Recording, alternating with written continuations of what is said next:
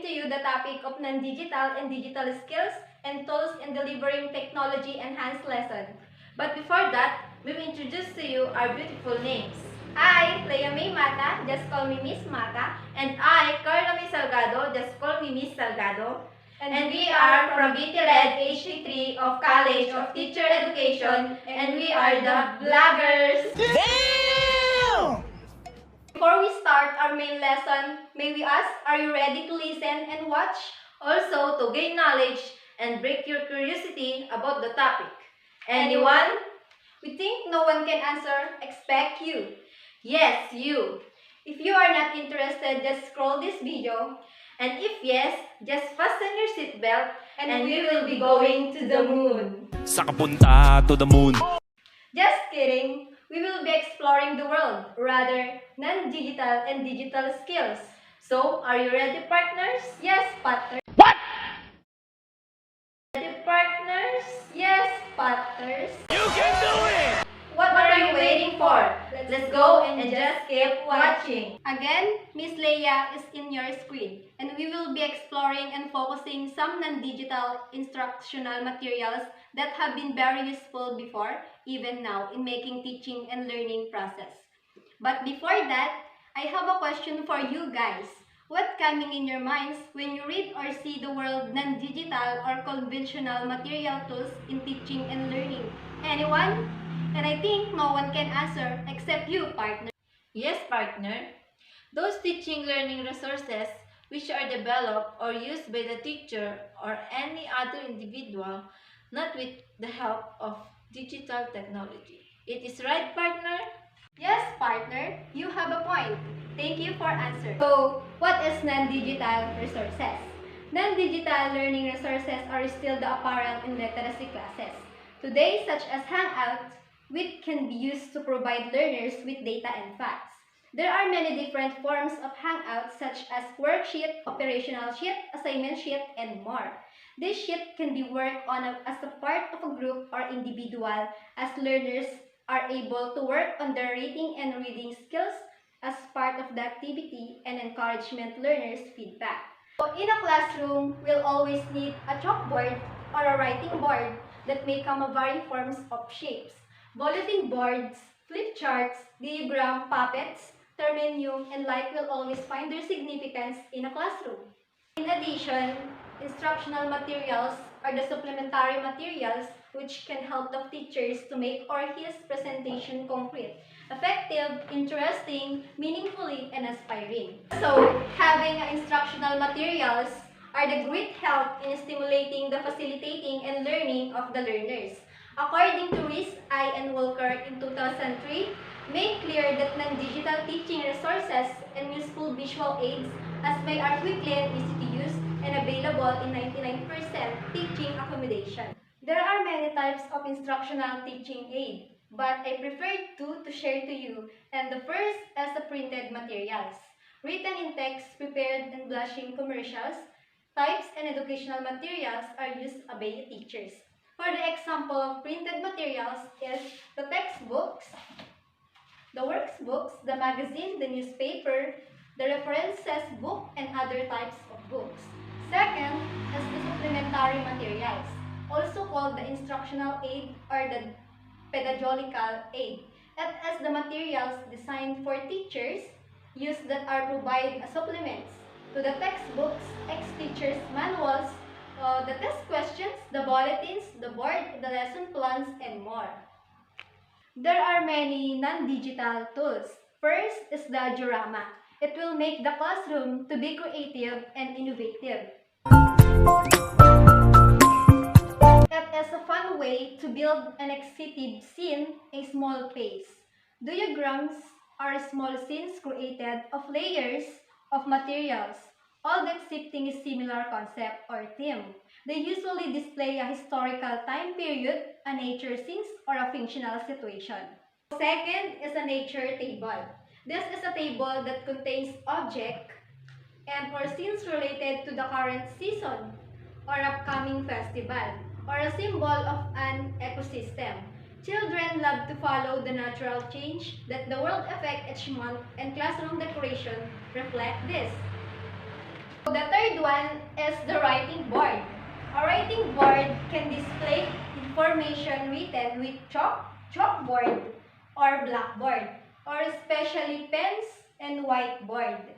Although there are usually more effective methods of transmitting informations, the writing board is still the most commonly used of visual aid. The next non-digital tools is the flip chart. It is the multi-board series of 3 or 4 rectangular boards. They are joined together along the side but hanging on that they can be easily folded up carried. Each board can be different type. For example, a right board, a chalkboard, a funnel board, and so on. The size of the board from the zigzag multicultural board depends on what you want to use them for. It is the large table or tablet or pad of paper, usually in a tripod or a stand. Wall is the well-known, tried and tested educational methods. A wall design is a collection of many different types of items and materials put on in a wall to make an interesting and informative display. In a classroom, the display can consist of the student on work. In development work, it can be used to convey information in the community. At the end of the discussion of non-digital skills or the non-digital resources is having a non-digital resources guidelines. The first is the unity. Use only one idea for each visual aid, include a headline. The second is, of course, simplicity. Make ideas and relationships simply and easy to recall. Third, it's the legibility. Make letters big and readable for all in the audience. The fourth is consistency. Use the same types, style, and art style. And the last, the clarity. Avoid type that is too small to read. Avoid all caps locks. Again, Miss Salgado is in your screen, and we will be exploring and focusing some digital skills that have been very useful even now. We're still in pandemic and we will still use technology in our terms, especially in our learning needs. But before that, I have a question for you guys. What coming into your mind when you read or see the word digital tools in teaching and learning? Anyone? I think no one can answer except you, partner. Yes, partner. It is the ability to find, evaluate, use, share, and create content using digital devices. Is that right, partner? Yes, you have a point, partner. Digital literacy is when students are able to engage with multimedia to read and interpret text, sounds, and image. Digital literacy also includes a students having knowledge about how to use technology to construct meaning. Students who know how to use technology are also instructed by parents and teachers on how to use it effectively and appropriately to communicate a message. Digital resources are those materials that require computer access, whether through a personal computer or a handheld mobile device. In theory, digital learning appeared to be something extremely beneficial to all schools and students. So, this is the example of digital learning resources. First, digital camera. Second, laptop or computer. Third, data projector. And fourth, iPad or cell phone. Digital resources are usually referred to database, books, journals, newspapers, magazine, archives, disc conferences papers, government papers, research, reports, scripts, and monographs in a digital form. The characteristic of digital learning resources. First, multimedia. Multimedia suggests the creation of rich materials, not just with pictures and text, with movements, simulations, and higher interactivity. Second, interactive. Explains the resources with an interactive nature, can engage learners and motivate them to access and manipulate content more frequently. Third, accessibly. Accessibly suggests three levels of accessibility.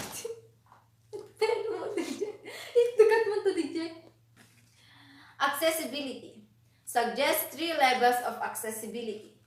First, general for students with special needs. Second, functional for all students. And third, technological so that there is no special technology needed to assess them. Fourth, flexibility. Explain that digital resources must be accessible in different contexts in the classroom, online, offline, and etc. Last, portability. Insist that digital resources must be portable to increase students' interaction with them. There are digital assessment tools. First, Edmodo. Edmodo is an educational tool that connects teachers and students, and it's assimilated into a social network. Second is Socrative. Socrative is a system that allows teachers to create exercise or educational games which students can solve using mobile devices, whether smartphones, laptops, or tablets. Class Judo. Class Judo is a tool to improve students' behavior. Teachers provide their students with instant feedback so that good disposition in class is rewarded. With point, and students have a more receptive attitude towards the learning process. Storybird. Storybird aims to promote writing and reading skills in students through storytelling. And there are also Kahoot. Kahoot is an educational platform that is based on games and questions. Kahoot promotes games-based learning, which increases students' engagement and creates a dynamic, social, and fun educational environment. Mentimeter. Mentimeter is a build interactive presentations with the easy-to-use online editor. Add questions, polls, quizzes, slides, images, GIFs, and more to your presentations. Create fun and engaging presentations. Also, Google Classroom. Google Classroom is a powerful, community-based social tools for learning. It allows students to post questions and receive answers from their teachers and fellow students. So, before we end our topic, may we share to you the reflections. Non-digital and digital skills and tools in delivering technology-enhanced lesson serve as guide for every teachers on what teach and how to teach. What to teach in the manner of what non-digital of digital tools you can going to use in appropriate learning or topics. How to teach in where how can we integrate this following digital and non-digital tools to facilitate the enhanced learning. It is also give us a strategy on how can we teach better in facing new generations in when advanced technology is communicating use. It sometimes brought back all my memory and I was an elementary student in where some of my teachers really have presented and give non-digital tools in teaching.